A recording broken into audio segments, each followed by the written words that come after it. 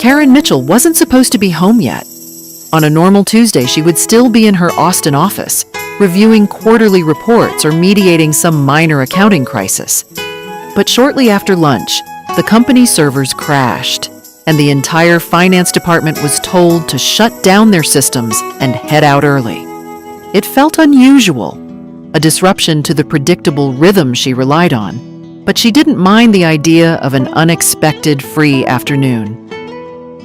She drove north toward Cedar Park with the windows cracked, letting the warm Texas breeze soften the edge of her day. The moment she stepped into the house, something inside her tightened. Nothing looked out of place. No broken glass, no open drawers, no overturned cushions. The air conditioner hummed steadily. The entryway smelled faintly of lemon cleaner, and the late afternoon sun threw a soft glow across the hardwood floors. It should have felt peaceful, but it didn't.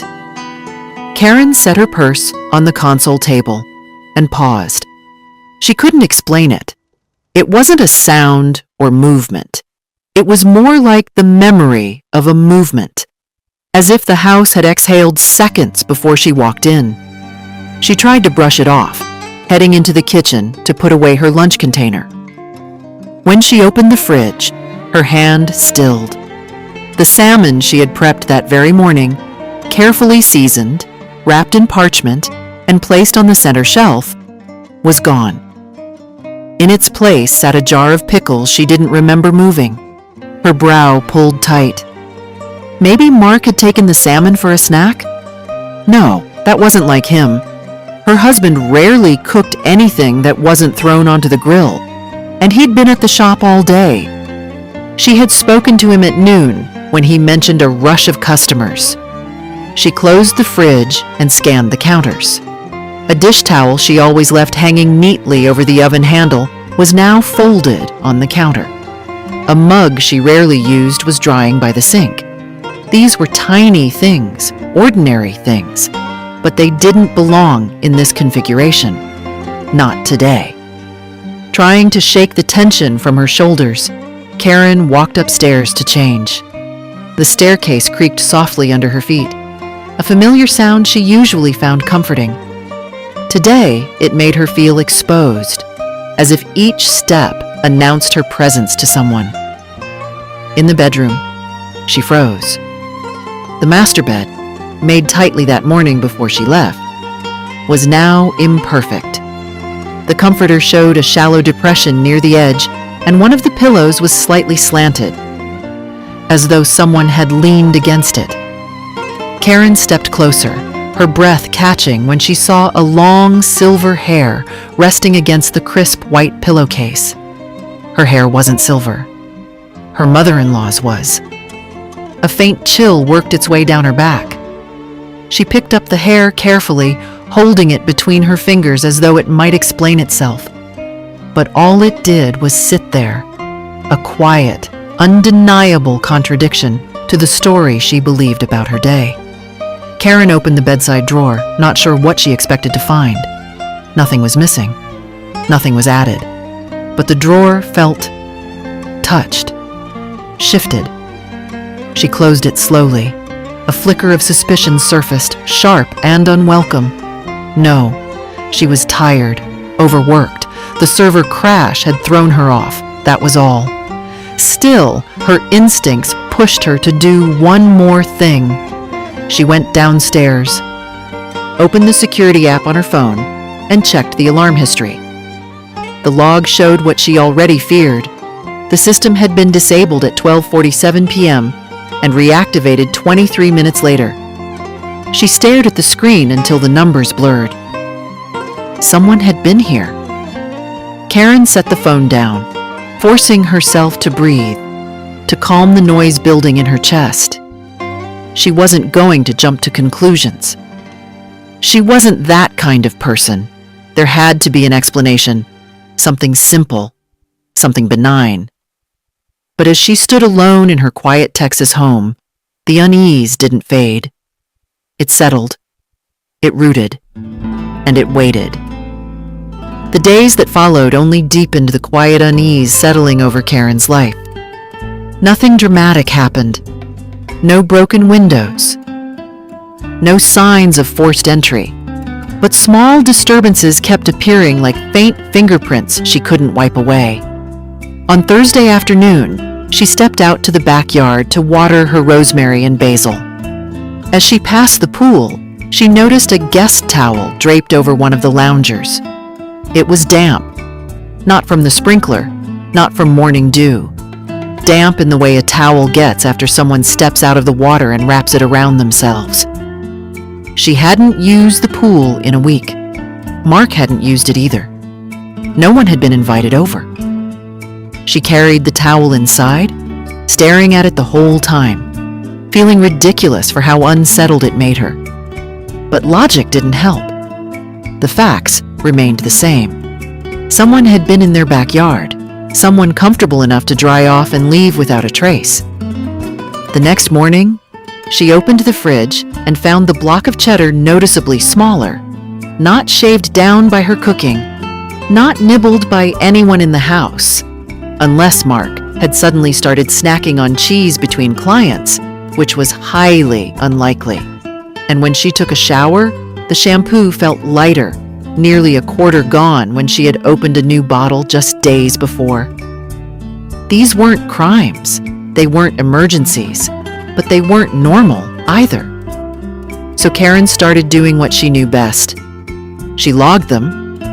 On a small notepad she kept in her purse, she wrote down every discrepancy, each tiny irregularity. Dates, times, amounts, a missing yogurt cup, a slightly moved coaster, a faint scent of floral perfume that wasn't hers. She wrote it all down carefully, the way she reconciled transactions and anomalies at work. Numbers made sense. Logs brought clarity, and she needed clarity badly. By Saturday evening, the list had grown long enough that she decided to bring it up to Mark. They were in the kitchen. He was rinsing a beer glass. She was wiping down the counter. She tried to keep her tone calm, factual. "Mark, has anything seemed strange to you lately? Things out of place? Food disappearing?" He looked at her with mild confusion. "Not really. Why?" She walked him through a few examples. The towel, the missing salmon, the cheese, the shampoo.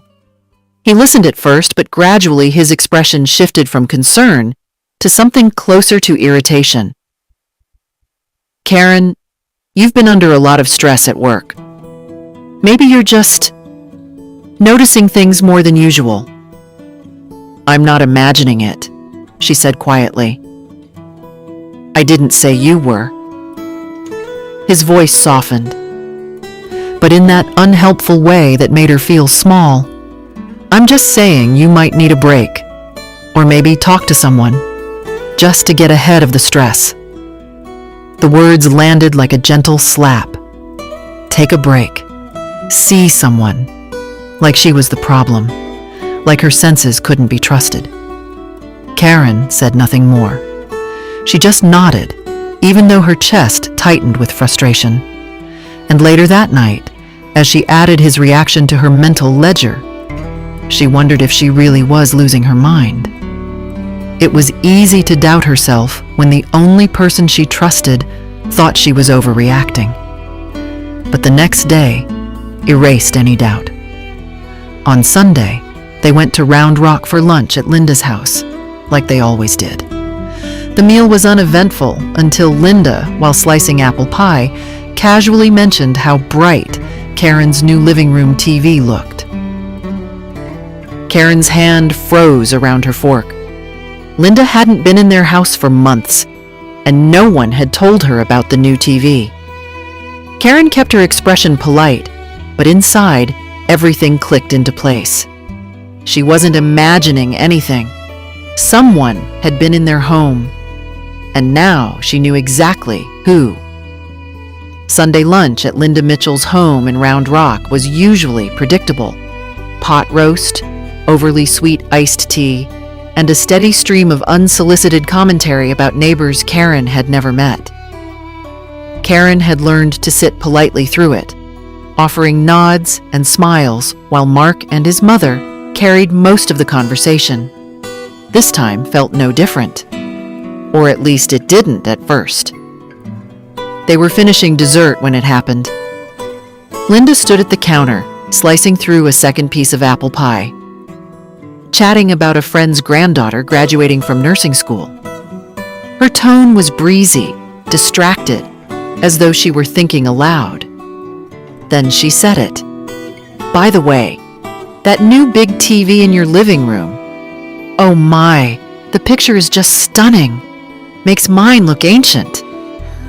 Karen's fork paused halfway to her mouth. The room didn't go silent. Mark kept talking about replacing brake pads at the shop. A car drove by outside. The clock on the wall ticked steadily, but inside Karen, everything stopped. The new big TV had arrived 3 weeks ago. It was delivered on a Thursday afternoon while Karen worked from home, and she had set it up herself. She hadn't posted about it. She hadn't talked about it outside their house. And Linda hadn't visited or been invited since early spring. There was no earthly way Linda should know that television existed. Karen felt her pulse in her ears. She kept her expressions steady, careful, trained from years of smoothing over uncomfortable meetings and balancing egos in the office. She swallowed a bite of pie that tasted suddenly metallic. "Oh, did you tell her about the TV?" Karen asked lightly, turning to Mark, hoping, briefly, desperately, that he would say yes. He had mentioned it in passing. Mark blinked. "Huh? No, I don't think so." He took a sip of tea. "Mom, how'd you know about that?" Linda barely looked up from her plate as she answered. "Oh, I must have seen it at some point. Maybe I'm mixing things up." Her voice was too quick, her shrug too dismissive. Karen saw it clearly now, the sudden stiffness in Linda's shoulders, the slight tightening of her mouth. A person covering a mistake they hadn't realized they made until the words were already in the air. Mark didn't catch any of it. He simply nodded and moved the conversation to something else. He wasn't attuned to micro-expressions the way Karen was. He wasn't paying attention. But Karen was. In that split second, the fragile balance between doubt and instinct snapped. The missing food, the damp towel, the disturbed bed, the silver hair, the shifted objects, the empty shampoo bottle. All of it fell into perfect alignment, like numbers finally reconciling on a spreadsheet. Someone had been in the house, repeatedly, comfortably, confidently, and that someone wasn't a burglar. It wasn't a stranger. It was Linda. The realization settled into Karen's bones, cold and solid. She forced herself to finish her pie, nodding along to the rest of the conversation while a quiet, controlled resolve formed beneath her calm exterior. Mark might think she was imagining things. Linda might think she was too clever to get caught. But Karen knew better now. She didn't need theories anymore. She needed evidence, undeniable, irrefutable proof that no one could dismiss. And she knew exactly where she would start. On Monday morning, Karen arrived at the office early, long before most of her team filtered in. She spent the first hour pretending to review vendor statements, but her mind kept circling back to Linda's careless slip about the TV. Every time she replayed the moment, the truth became sharper, more undeniable. She needed proof, something no one could talk their way around. Just before lunch, she walked across the hall to the IT department. A young administrator named Ben, always polite, always enthusiastic, was sorting through Ethernet cables at his desk. Karen approached with the calm professionalism she used in audits. "Quick question," she said lightly. "Do you know much about home security cameras?" Ben brightened instantly. "A bit. What kind are you looking for?" "Something small, discreet, cloud-based, easy to install," she added, keeping her tone casual. "For safety reasons." He didn't need more details.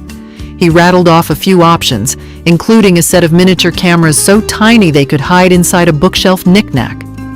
"They upload everything to a private cloud," he explained. "Motion activated. The good ones run silently. You'll never know they're in the room." Karen nodded, memorizing the brand names. "Thank you. That's exactly what I needed." By the end of the workday, she had placed a discreet order for 5 cloud-based mini cameras, overnight shipping. She used her personal email, her personal card, and requested the package be held at the local UPS pickup counter instead of delivered to the house. She didn't want anything arriving on the doorstep for Mark to question. The following afternoon, while Mark was covering a late shift at the auto shop, Karen brought the box home and opened it carefully. The cameras were barely the size of bottle caps, matte black, nearly invisible unless you knew where to look. She waited until the sun dipped low and the neighborhood quieted before beginning the installation. She moved through the house silently, methodically, as though performing a careful audit of her own home. The first camera went on the living room shelf, nestled between 2 decorative books. The second in the kitchen, tucked above the fridge, where it had a perfect view of the counters. The third on the bedroom dresser, angled toward the door and the bed. The fourth hidden inside the hollow center of the entryway coat rack. And the fifth, outside, facing the pool, discreetly clipped beneath the lip of the pergola.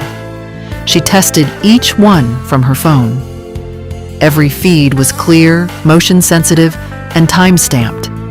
Nothing about the installation felt dramatic. It felt procedural, controlled, necessary.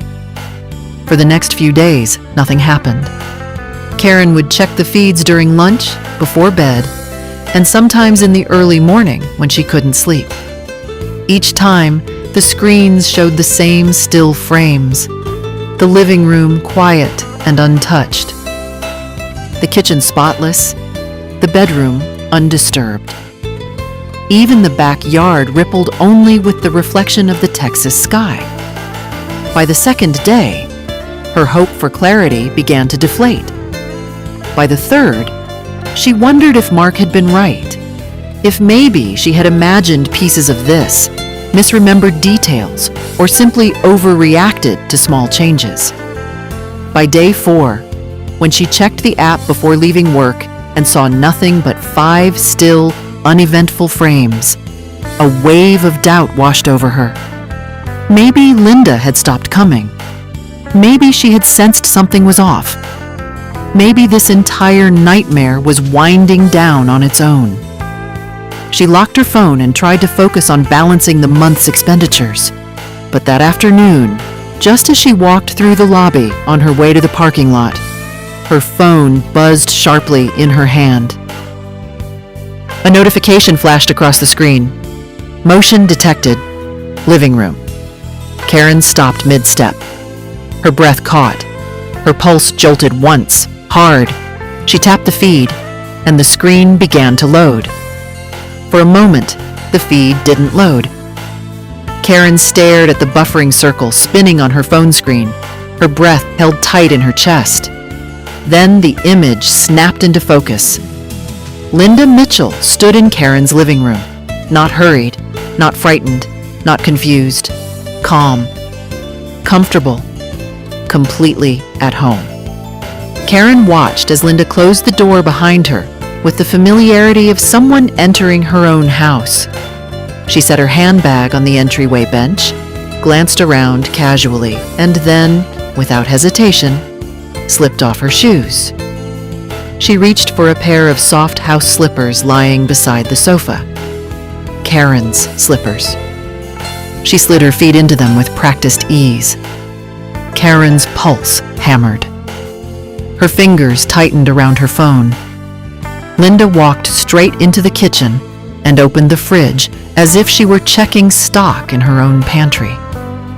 Karen watched in stunned silence as the older woman pulled out the container of chicken pasta Karen had made 2 nights ago, her planned lunch for the next day, and carried it to the microwave. The rotating plate whirred. Linda hummed.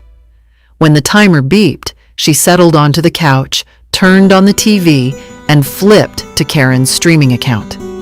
Her own slippers, Karen noted with painful clarity, were now warming Linda's feet as she dug into the meal Karen had cooked for herself. Karen stood frozen in the empty office lobby, unable to move, her entire body tightening with every passing second of footage. After finishing the food, Linda wiped her mouth delicately with Karen's favorite throw blanket, then tossed it carelessly aside. Karen's stomach turned. The feed progressed as Linda wandered upstairs, entering the bedroom without hesitation. She walked around the room, touching things, inspecting them, as though assessing the home for changes made since her last visit. Karen's breath shortened as the camera captured her mother-in-law lowering herself onto the edge of the neatly made bed. Then Linda lay down fully, easing her head onto Karen's pillow. She closed her eyes. She fell asleep. Karen covered her mouth with her hand, the shock settling deep into her bones. She skipped ahead in the timeline, her fingers trembling. Minutes later, the camera recorded Linda, waking up, stretching, and moving toward Karen's dresser. She opened the jewelry drawer and began lifting pieces, one by one, holding them up to her reflection in the mirror.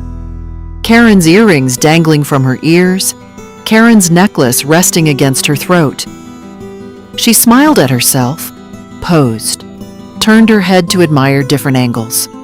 Karen felt heat rising beneath her skin. In the next clip, Linda walked to the bathroom, opened the cabinet, and began trying Karen's foundation, her blush, her moisturizer, rubbing them into her face with the ease of someone who had done this before.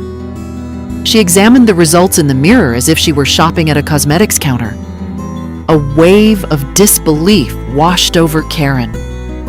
This wasn't harmless boundary crossing. This was invasive, personal, violating. The footage continued as Linda returned to the bedroom and began rummaging through drawers. She moved clothing aside, dug into compartments Karen hadn't opened in weeks. Then she found the new lingerie Karen had bought, still folded neatly. Linda held it up, sneered, and tossed it straight into the trash can with visible disgust. Karen felt something in her chest twist. Not hurt, not fear, but something colder, sharper. She jumped ahead again. The final clips captured Linda on the phone, pacing the kitchen with a smugness Karen had never seen so clearly until now. "And I tell you, Barbara, it's like having a resort all to myself whenever I want," Linda said, laughing softly.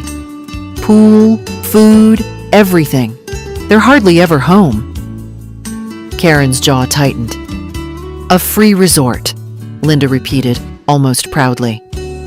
"A woman my age deserves comfort, and Karen should be grateful I keep the house warm."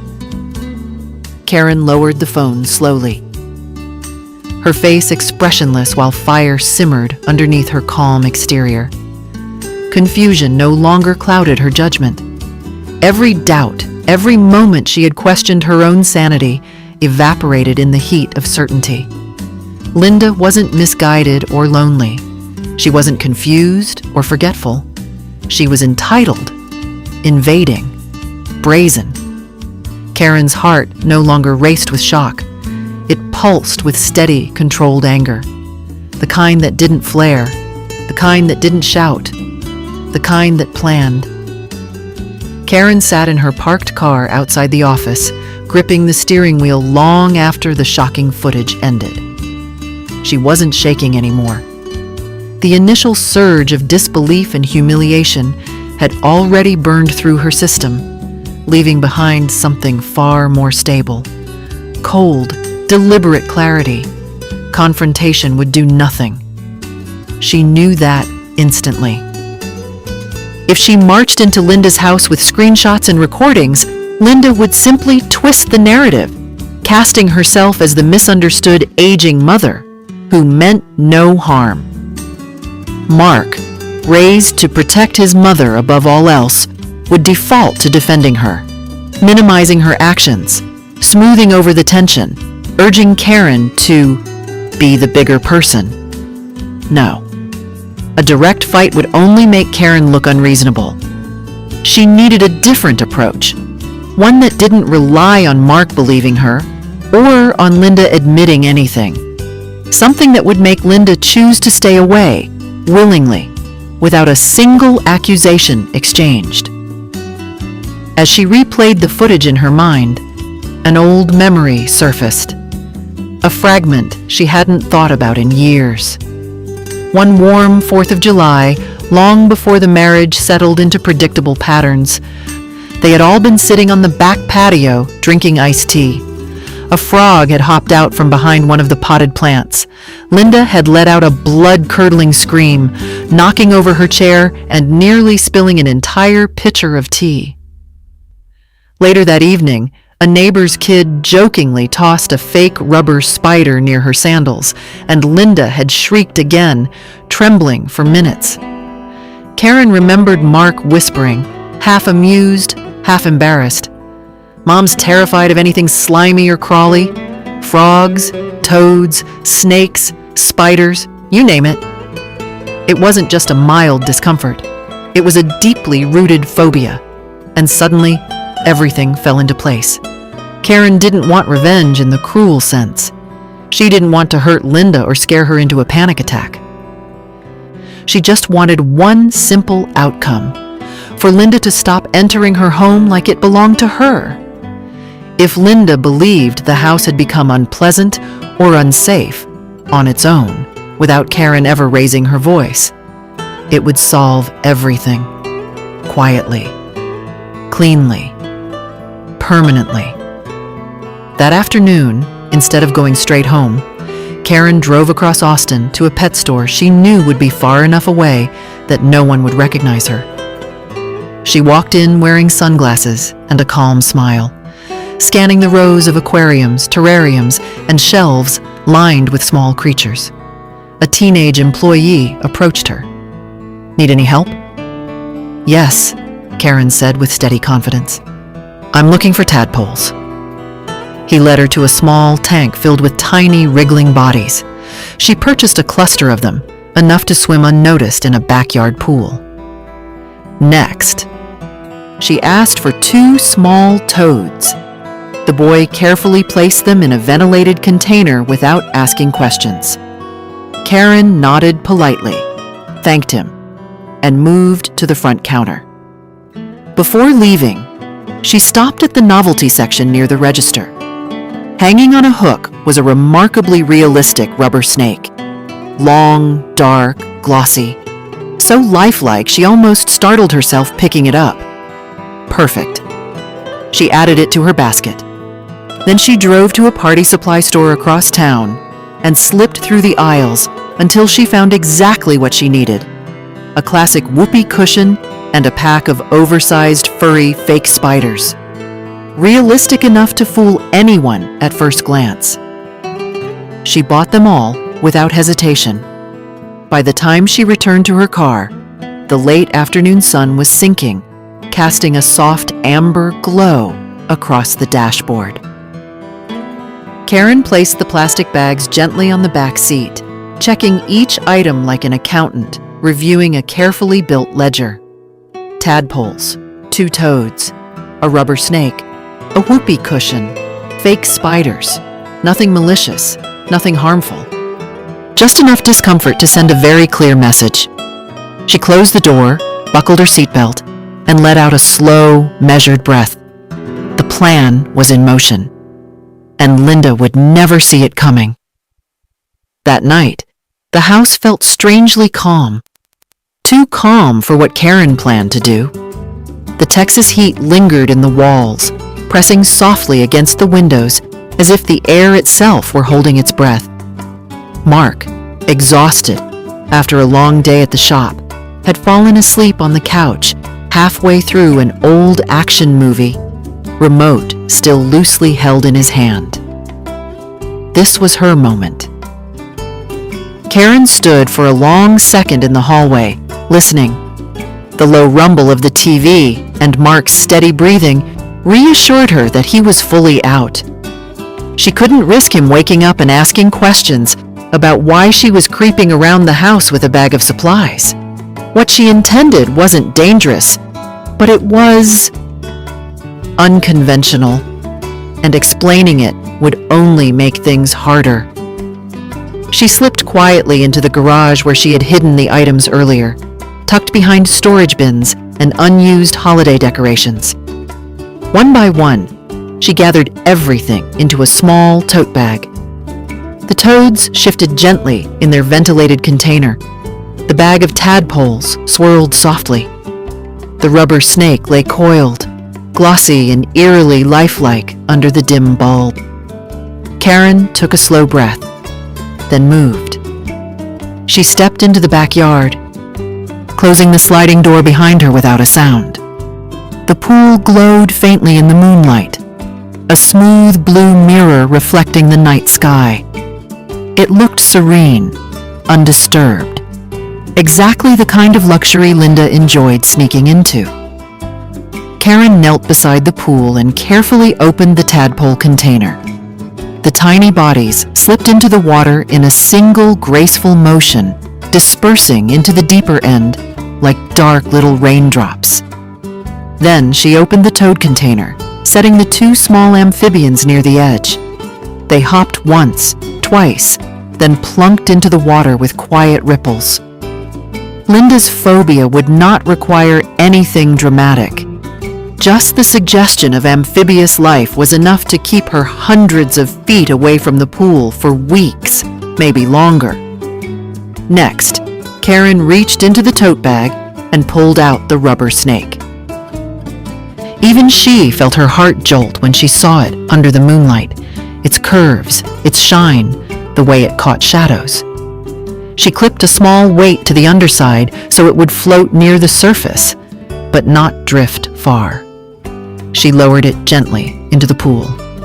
It bobbed, then drifted lazily toward the steps, exactly where someone entering the water would see it first. Inside, the house was quiet when she returned. She tiptoed up the stairs, tote bag in hand. The bedroom was dim, the hallway light casting a soft glow across the bed. Karen pulled back the comforter just enough to slip several of the furry fake spiders beneath it, arranging them so they would be discovered by the slightest shift of weight. Then she lifted the fitted sheet on the side where Linda always positioned herself. Mark had told her once that his mother liked to rest there during the rare times she was visiting during the day. Karen slid the whoopee cushion under the sheet, smoothing the fabric back into place until no trace remained. She surveyed the room. It looked untouched, pristine, exactly as it had been that morning. She made one last pass through the house, ensuring nothing hinted at her plan. The pool surface calm, the guest towel neatly folded, the living room undisturbed, the hallway free of any stray packaging. Every detail returned to its rightful place. Then Karen walked softly back downstairs. Mark was still asleep, the TV now playing an infomercial no one ever watched by choice. She turned off the screen, draped a blanket over him, and headed toward the bedroom with a steady, measured sense of purpose. Tomorrow would be the day. She just had to wait. The next afternoon unfolded with eerie predictability. Karen was at her desk in the Austin office, pretending to review a vendor spreadsheet while her phone sat face up beside her. She had checked the live feeds 3 times that morning. Nothing. By early afternoon, she almost wondered if Linda had finally lost interest. Then, at 2:14 p.m., her phone buzzed. Motion detected. Entryway. Karen's pulse flickered. She tapped the notification. There she was. Linda Mitchell stepped into the Cedar Park home as if it belonged to her, shutting the door with the same casual confidence Karen had seen in the earlier footage. She hung her purse on the same hook Karen used, slipped off her shoes, and slid once again into Karen's slippers without a second thought. Karen leaned back in her office chair, one hand covering her mouth, the other gripping her phone with a growing, simmering anticipation. On the feed, Linda walked into the kitchen, checking the fridge with the entitlement of someone conducting an inspection. She pulled out leftover quiche Karen was saving for dinner, placed it on a plate, and popped it in the microwave. She hummed while she waited, completely unaware that her entire afternoon was being watched in real time. She carried the warmed plate to the couch, turned on the TV, and scrolled through Karen's streaming subscriptions with practiced familiarity. For 15 minutes, she ate and watched daytime television, crumbs falling onto the couch cushion. Then, Linda stretched, stood up, and headed toward the stairs. Karen felt the first real spark of anticipation. The bedroom camera flicked on the moment Linda entered. She walked toward the bed, toward her usual spot, and sat down. The whoopee cushion exploded beneath her with a loud, unmistakable blat. Linda jolted a full foot into the air. The plate in Karen's office nearly slipped from her hands as she clamped a hand over her mouth, stifling a sound that was half gasp, half laugh. On screen, Linda leapt to her feet, eyes wide, face contorting in horror and indignation. She patted the bed, confused, offended, muttering something Karen couldn't hear but could easily imagine. Then she pulled back the comforter. The spiders appeared. Oversized, black, furry. Dozens of them. Linda's scream ripped through the speaker with such force that several employees 2 desks over turned toward Karen in concern. Karen pretended to cough into her elbow as she lowered the phone volume. Linda stumbled backward, knocking her hip into the dresser, swatting at imaginary legs on her arms. She bolted out of the room, shaking her hands, her face pale and frantic. She stopped on the landing, breathing hard, one hand pressed to her chest. For a few long seconds, she stood there gathering herself. Then she muttered, audibly this time on the mic, "Maybe the pool will calm my nerves. One last swim." Karen's eyebrows lifted. "Oh, Linda," she whispered to the phone, "you have no idea." The backyard feed came alive. Linda walked onto the patio, opened the storage box, and grabbed the pool skimmer with a determined huff. She approached the pool cover and pulled it back with both hands. The rubber snake drifted out from beneath the shadows, floating lazily toward the steps. One of the toads hopped nearby, sending tiny ripples across the surface. Linda froze. Her eyes widened. Her mouth fell open in a silent scream. Then everything happened at once. She shrieked, stumbled backward, caught her heel on the edge of the concrete, and nearly toppled into the rosemary planter. The skimmer clattered to the ground. One of the toads leapt, innocently, gently, toward the pool edge. Linda screamed again, louder, more panicked, as if the tiny creature were a monster. She fled across the patio, arms flailing, breath coming in short bursts. She didn't bother grabbing her shoes. She didn't bother closing the back door. She didn't even pause to pick up her purse. The entryway camera captured the finale. Linda bursting through the front door, hair wild, face drained of color, bolting down the walkway toward the street. A taxi was idling nearby, likely one she had arrived in. She wrenched the back door open and threw herself inside.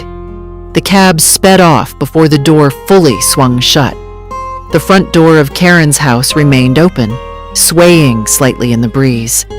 In her Austin office, surrounded by muted keystrokes and printer noises, Karen stared at the tiny screen.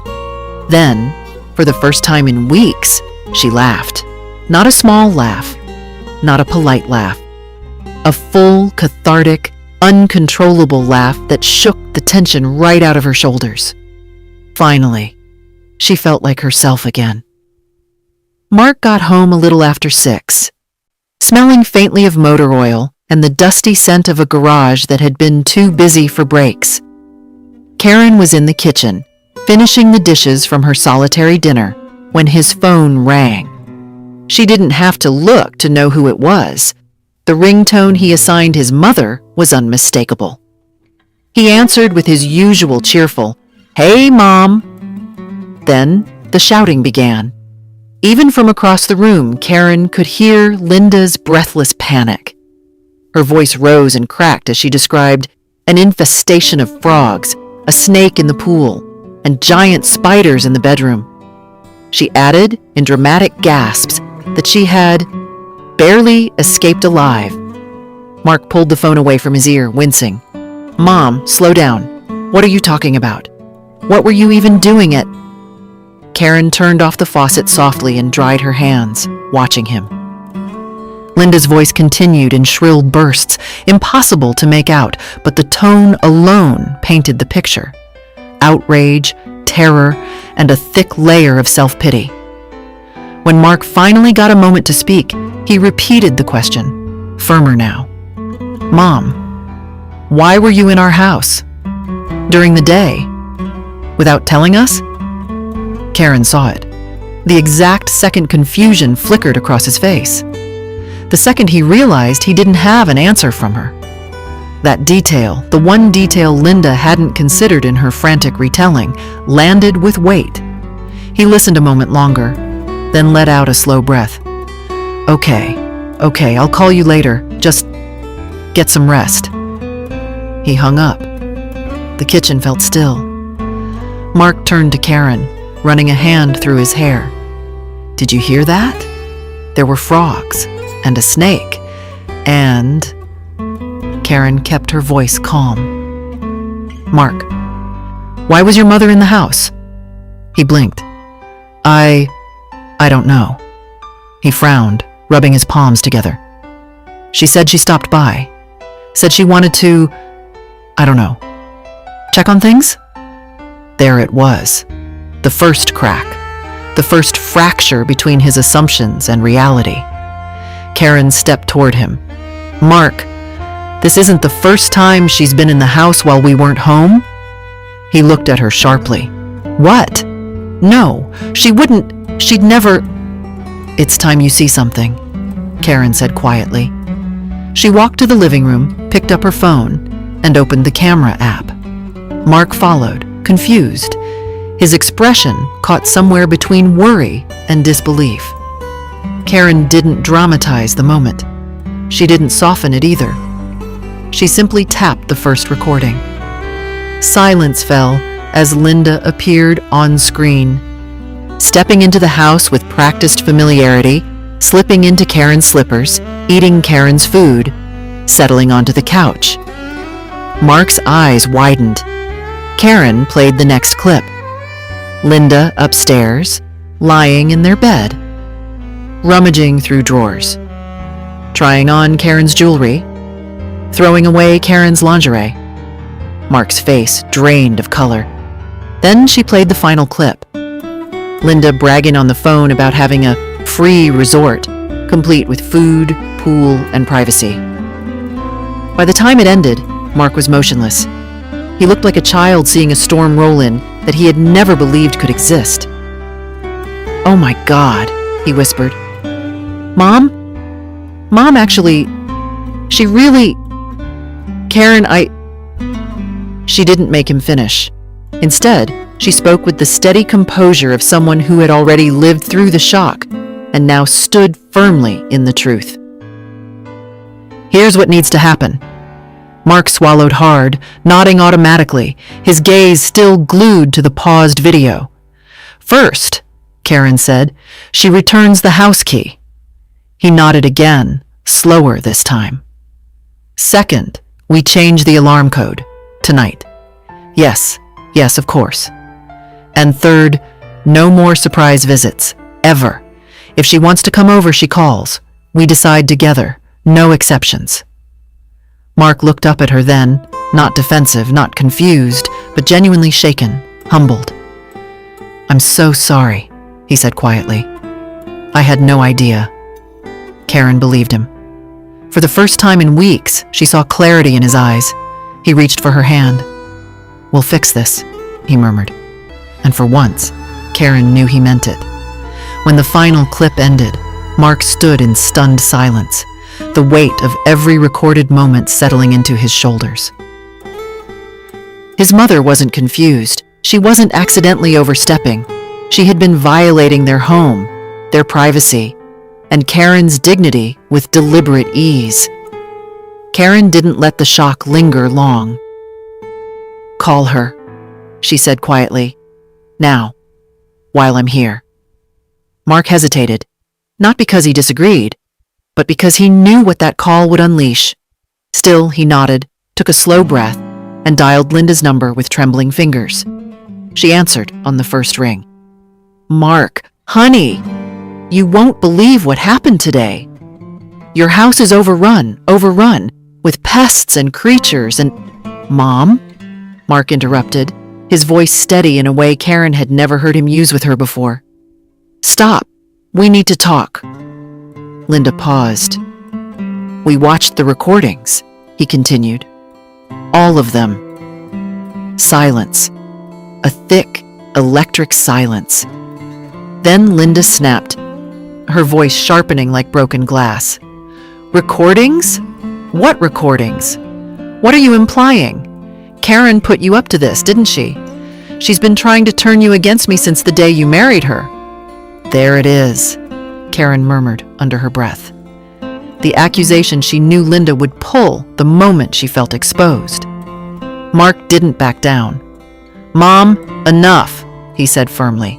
The house is ours, mine and Karen's, not yours. You had no right to be there when we weren't home. Linda gasped as though he had struck her. How can you speak to me like this? After everything I've done for you, I only ever wanted to help.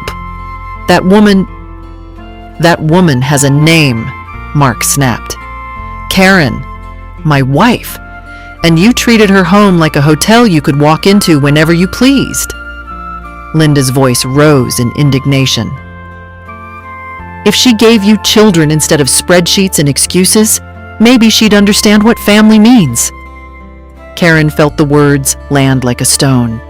But before she could react, Mark was already there, defending her with a fierceness she had never witnessed from him. Don't you ever say that again, he said, voice low and dangerous. Karen is enough. Our life is enough. You don't get to judge her for something that isn't your business. For a moment, nothing but static filled the line. Then Linda's voice returned, wounded and bitter. So that's it. You choose her over your own mother. Mark exhaled. I'm choosing respect and boundaries. Something we should have had years ago, Linda sputtered, searching for footing she no longer had. But the more she spoke, the more Mark held firm. When he finally ended the call, he set the phone down with a finality that echoed through the room. Karen reached for his hand. He took it immediately. It was the beginning of something new. A full month passed with no contact from Linda. No surprise visits, no calls, no accusations whispered into voicemail. For the first time in years, the house felt truly, peacefully theirs. Then, on a quiet Thursday morning, Mark's phone rang. Linda. Karen watched him answer. His posture was wary but no longer afraid. Linda's voice was softer this time, halting, rough around the edges. I shouldn't have said those things, she admitted. I shouldn't have been in your house without permission. A pause. I'm not asking you to forget everything, but maybe we could rebuild.